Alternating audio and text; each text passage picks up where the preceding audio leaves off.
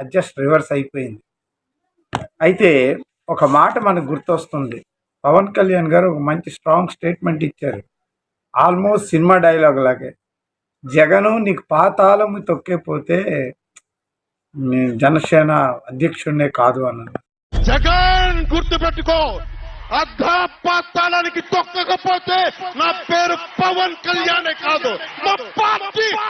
నా జీవితం అంతా ఎప్పుడు కూడా దెబ్బలు తింటానో, మాటలు పడతానో, తిట్టించుకుంటానో, నేను ఎంత ఎదిగా నాకే తెలియదు. మీ గుండెల్లో ఈ రోజు నన్ను తీసుకొచ్చి 21 గెలిచే వరకు నాకే తెలియదు.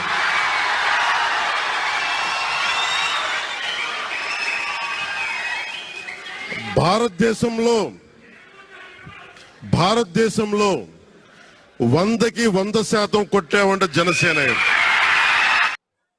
అలాగే జరిగింది. అయితే